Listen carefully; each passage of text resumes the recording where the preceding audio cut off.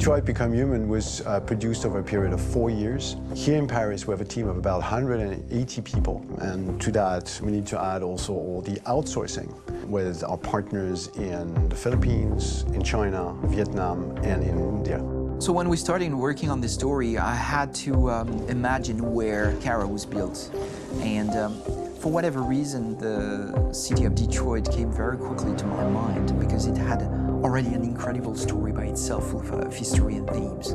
So we traveled there with the team and we were really moved by what we saw, and we could really feel the desire to fight and really be born again. And we just continued this curve, this growth, and just imagine what Detroit would be like if the android industry was, using these huge factories to build androids there.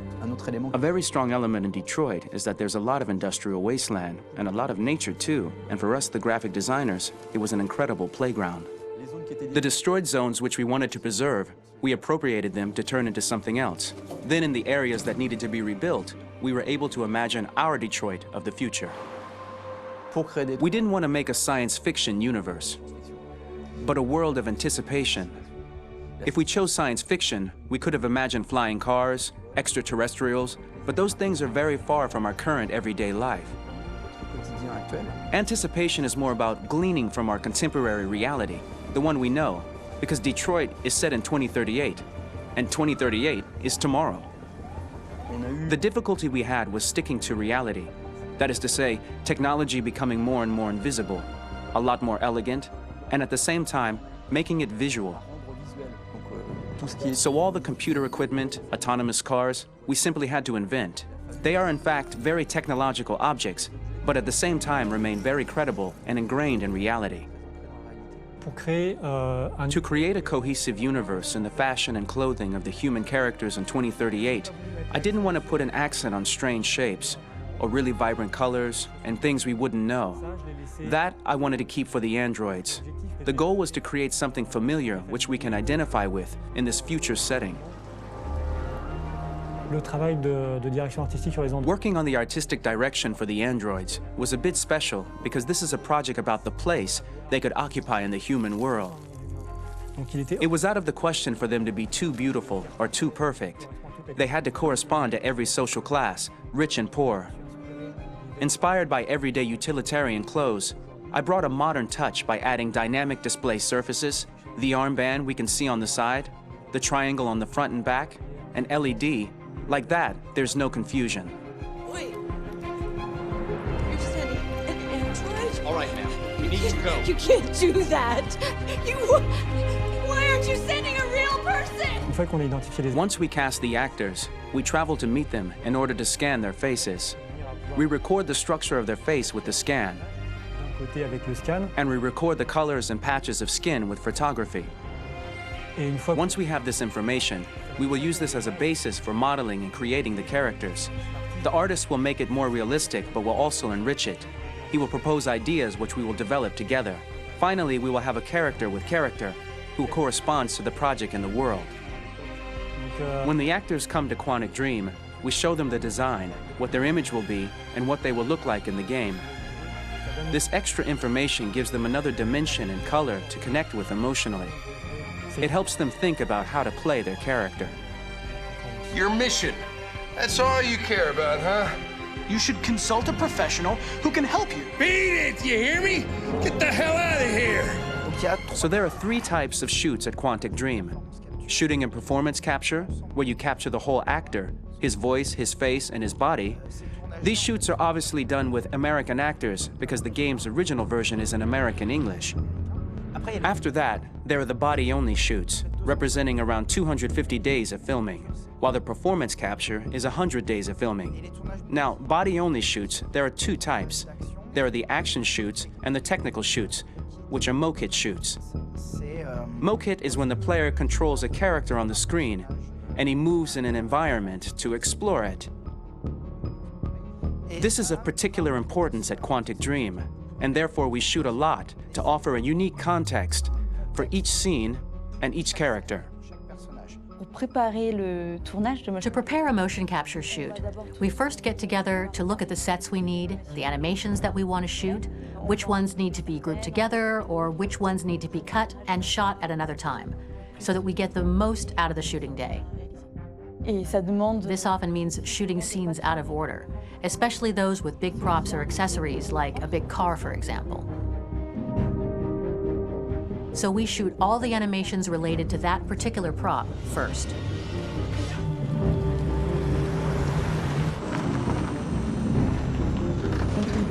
The biggest challenge for the mocap team was shooting a Spider-Man mo-kit. We had to build a wall and attach an actor to a harness with cables so we could pull him up and render him climbing. The shooting on this game total took about, I would say, more than a year, maybe 1 and 2 years, with about 300 actors on set. So I would say it's quite a massive production. But so much happened on this set between the stunts and the shootings with a little girl and all these great actors that we had. It was really a very, very memorable journey for the team and for myself. Today, Detroit has over 37,000 animations. When we retrieve the motion capture data, it's just a cloud of points, which represent all the markers worn by the actors. From this cloud of points, we have a phase called retargeting, which gives us a skeleton. This skeleton will be applied to the characters of the game. There is still work to be done, but this gives us the main movements. Since we are working on something very realistic, we must recognize the actor and also recover all the emotion he expresses in his performance. We use a system of facts, an identity card for each actor. We make the actor do a whole range of facial expressions. Then we recover all the expressions and paste the animations on a puppet that Jan has prepared. I then recover and refine these poses. I might stretch the lip, reinflate a cheek, tiny details that make the finished product really capture the actor. Because of the nature of our mocap system today, when we receive the animations, we're missing eye movements, and so the character has that dead look. He really has no eyes, so then it's a big part of the work for the animators to find the regard of the actor in relation to his position, in relation to the body, etc. It was crazy when I saw the newest model for Kara, because they've been working on it and working on it, and this was the first time I literally jumped in my seat. It not only looked so much like me, it was the fact that it looked so lifelike. It wasn't that it looked just like it was a camera, it was something else, you know, but it looked alive. It's exciting, and it's kind of terrifying. Game after game, we learned the rules of optics and filming, and our goal with Detroit Become Human was to have cameras that would actually emulate the optics of a real physical camera. So basically dealing with real-world imperfections was our main task, and just to make cameras look as real as we can. Once the animations are shot and processed by the animation department, integrated and polished, we film them. That is to say, we really do a mise en scène, as in cinema. The real difficulty of our job is to know if these cameras are telling us something. Are they in the emotion of the scene? Do they describe exactly what the action must convey, what must be felt? The most important challenge for me was one of the final scenes where Marcus decides to start the revolution and go to the battlefield. Very quickly, we imagined this to be a huge sequence shot. We wanted the feeling of a cameraman running behind us while showing Marcus, the androids who help him, the person shooting at us, etc. Above all, it was necessary to say to oneself, this scene is very violent but does not glorify war. On the contrary, that war is something improbable and absurd. It was really a fun challenge. The idea was to say we have 3 characters. We would like each of them to have a specific cinematography. We wanted Kara to be much more filmed with some kind of handheld camera, to have something very living, very breathing.